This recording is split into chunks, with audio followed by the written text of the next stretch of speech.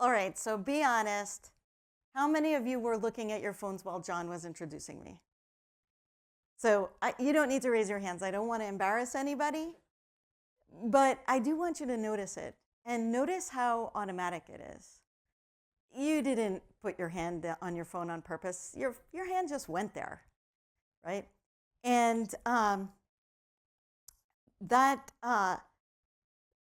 I want you to think about an adolescent in your life. It could be your kid, your niece, 15-year-old who lives down the block. That pull is stronger in them than it is in you. And it's not because of willpower. It's just because their brain is developing. And during this talk, I want to explain to you how that works, what an entire industry already knows about it, and what we need to do about it. So here's a good place to start. So a friend of mine was in the Army Reserves, and once when he was on a hike in the hot desert, he became so thirsty that he drank from a tank that was marked as unsanitary. He couldn't help himself. Now, that's actually not a weakness, it's a circuit. Your brain has special wiring to protect behaviors that keep us alive. That includes things like eating, drinking, and breathing. And this is wiring that is crucial for the survival of the species, but it also makes us vulnerable. Because some substances and some products have learned to trick the exact same survival mechanisms to protecting things that are not survival at all. We call that addiction. And like breath holding, a person with addiction can resist for a little while, but as soon as they left their guard down, they find themselves picking up again. Not because they're broken, but because a part of their brain has been hijacked. And these circuits that I'm talking about, they're formed most readily in adolescence. So here's the part that should worry you. Your brain has two systems that work as a team. The reward system is the part that lights up when something feels good, and that's raring to go by puberty. But the prefrontal cortex, or the part of the brain that weighs consequences and hits the brakes, that isn't finished developing until somewhere around age 25. That means that for more than a decade, every teenager alive is carrying around a fully loaded reward system with a brake pedal that's still under construction. That's not a flaw. It's actually developmental biology, and it's completely normal. But to anyone designing a product for profit, it's an opportunity.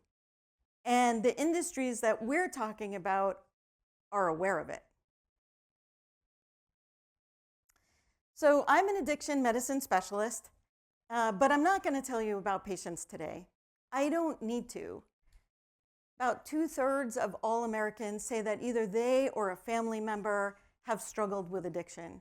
That means statistically, you're not 1 degree away from this. You're already inside the circle.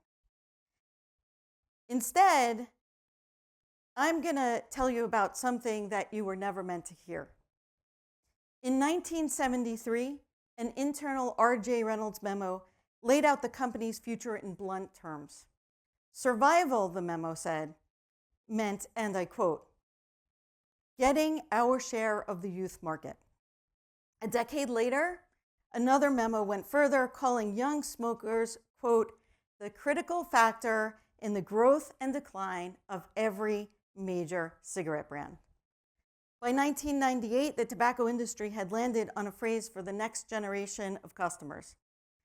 You won't see it in their advertisements. This was in an internal memo meant only for the eyes of their executives. They called them replacement smokers.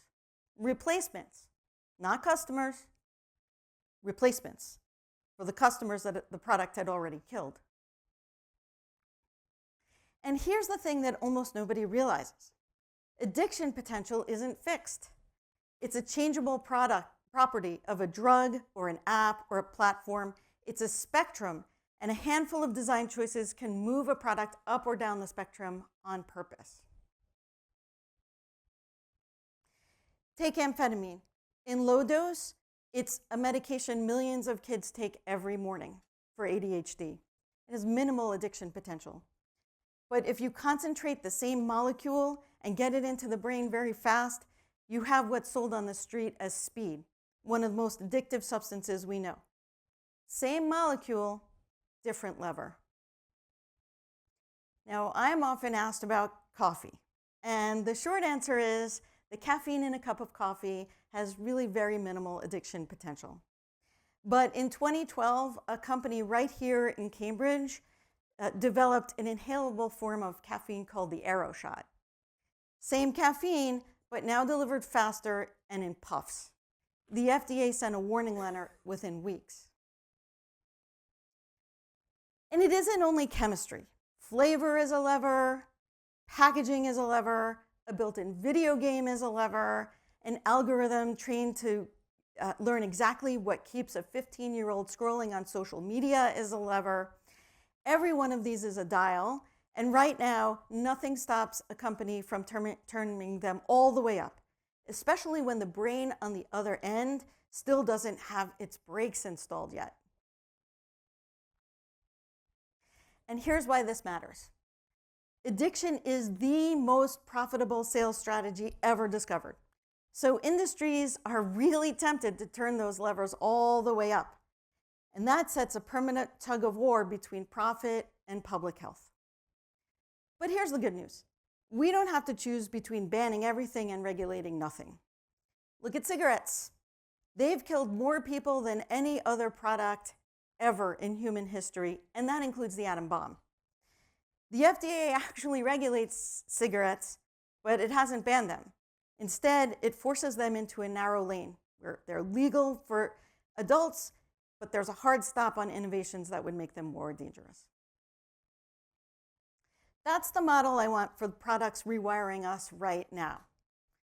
Things like nicotine vapes, cannabis products, social media apps, online gambling, and things that we haven't even invented yet.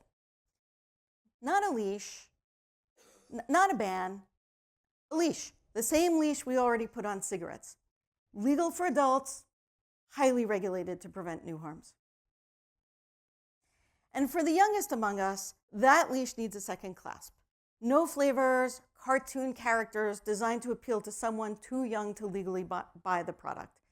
No engagement optimized feeds for an account we know belongs to a child. No opt-ins that are hard to find, default safety settings instead. The principle is simple. Stop pitching addictive products to brains that are not yet finished developing. Okay, so go ahead, reach for your phone, but notice your reach. And remember that it isn't a weakness. It's wiring in a brain that, just like that soldier in the desert, and just like every teenager you know, was built to survive rather than resist. Thank you.